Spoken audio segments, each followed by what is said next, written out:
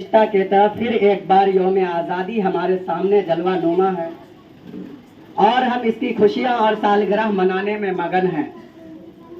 दोस्तों, जिस तरह ये दिन अपनी रंगीनियों और रानाइयों के साथ आ रहा है, क़यामत तक इसी तरह आता रहेगा।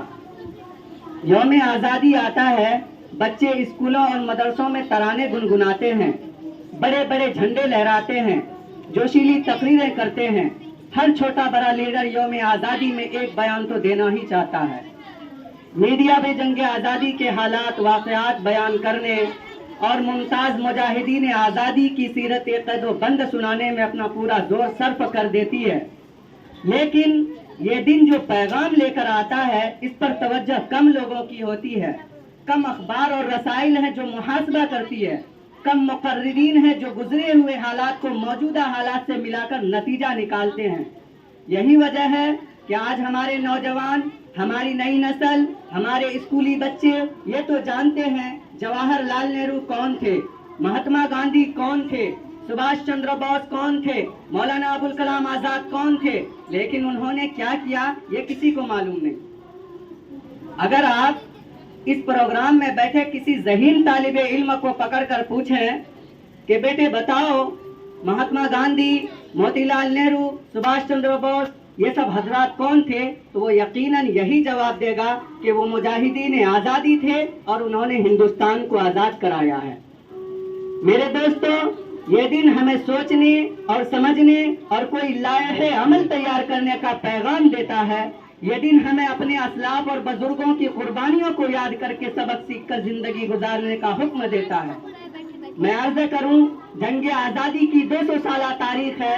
इस तारीख की इब्तिदा उस वक्त हो गई जब नवाब सिराजुद्दौला जैसे जरी बहादुर बादशाह का दौरे हुकूमत आया, और ये तारीख का रोशन बाब उस वक्त मुकम्मल हो गया जब वो मशहूर मारूफ तारीख दोहराई गई, जिसमें खून की नदियां बह गई, गाजर मूली की तरह मुहिब्बीन वतन को काट कर रख दिया गया।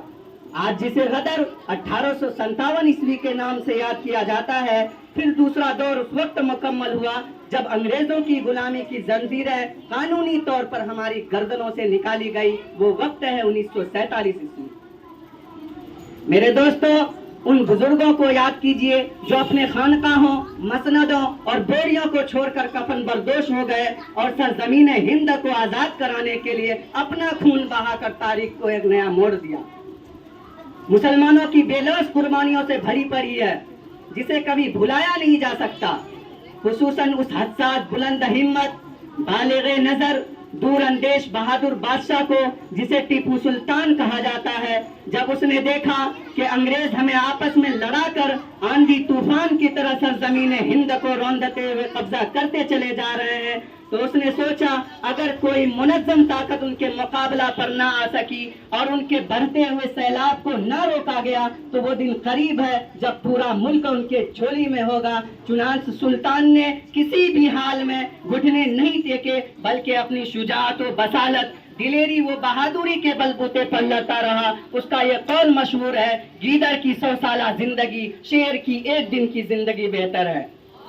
चुनांचे ये मुजाहिद बादशाह 1899 ईस्वी को सरंगापट्टनम के मार्का में शहीद होकर कारवाने हुर्रियत को नकुशे राह दे गया, और उसके नाश पर खड़े होकर जनरल हार्स ने कहा था कि आज से हिंदुस्तान हमारा है। फिर मुल्क में क्या था, बेचैनी फैलनी शुरू हो गई, इस्तिखलास वतन का दौर धोख तेज तर हुई। चुनांचे 1857 ईस्वी की जंग आजादी में 2 महाज बनाए गए। एक महाज अंबाला पर जिसकी क़यादत मौलाना जाफर थानेसरी के पास थी, दूसरा महाज शामली पर एक जिसकी क़यादत हजरत हाजी इमदादुल्लाह मुहाजिर मक्की के पास थी। उस जंग में बड़े बड़े उलमा 16 शहीद जख्मी हुए। उसी जंग में मौलाना नानवी रहमतुल्लाह अलैह जख्मी हुए। उसी जंग में हाफिज जामिन शहीद हुए। उस 1857 ईस्वी की जंग आजादी में 2 लाख मुसलमान शहीद हुए, जिनमें 51,500 उलमा इकराम को तख्ते दार पर लटका दिया। बहरे कैफ जब उस जंग में वसाइल की किल्लत और अपनों की गद्दारी की वजह से फिरंगियों का गलबा पड़ा, तो वायसराय बरतानिया ने अपनी हिंदुस्तानी मुशीरों से राय तलब की कि बताओ हिंदुस्तान में तुम्हारी हुकूमत कैसे कायम रह सकती है। تو اس نے کہا کہ ہندوستان میں سب سے زیادہ بیدار مسلمان ہے، اس لیے جذبہ جہاد کو ختم کرنے سے پہلے مسلمانوں کو ختم کر دیا جائے۔ چنانچہ 1861 عیسوی میں 3 لاکھ قرآن کریم کے نسخے بدبخت انگریزوں نے جلائے اور اس کے بعد علماء کو ختم کرنے کا فیصلہ کیا۔ اور یہ 3 سال ہندوستان کی تاریخ کے بڑے المناک سال ہیں۔ دہلی کی چاندنی چوک سے لے کر خیبر تک کوئی ایسا درخت نہ تھا جس پر علماء کی گردنیں نہ لٹکی ہوئی ہوں۔ ٹامسن کہتا ہے کہ علماء کے جسموں کو تانبے سے داغا گیا۔ ٹامسن کہتا ہے علماء کے جسموں کو سوروں کے کھالوں میں بند کر کے جلتے ہوئے تنوروں میں ڈالا گیا۔ ٹامسن کہتا ہے کہ علماء کو ہاتھیوں پر کھڑا کر کے درختوں سے باندھ کر ہاتھیوں کو نیچے سے چلا دیا گیا۔ ٹامسن کہتا ہے کہ لاہور کی شاہی مسجد جس کی صحن میں 80 علماء کو پھانسی دی جاتی تھی، ٹامسن کہتا ہے لاہور کی دریا راوی میں 80 علماء کو بوریوں میں بند کر کے ڈال دیا جاتا اور ان پر گولیوں کا نشانہ بنا دیا جاتا۔ ٹامسن کہتا ہے جب میں دہلی میں اپنے خیمے میں گیا تو مجھے مردار کی بدبو محسوس ہوئی، تو میں خیمے کے پیچھے چلا آیا تو کیا دیکھتا ہوں، آگ کے انگارے دہک رہے ہیں اور 40 علماء کے کپڑے اتار کر ان انگاروں میں ڈال دیا گیا ہے۔ میرے دیکھتے ہی دیکھتے 40 اور علماء کو بلائے گئے اور ان کے کپڑے اتارے گئے، اور انگریز نے کہا مولویوں اگر تم یہ کہہ دو 1857 عیسوی کی جنگ آزادی میں ہم شریک نہیں تھے، ابھی چھوڑ دیتے ہیں۔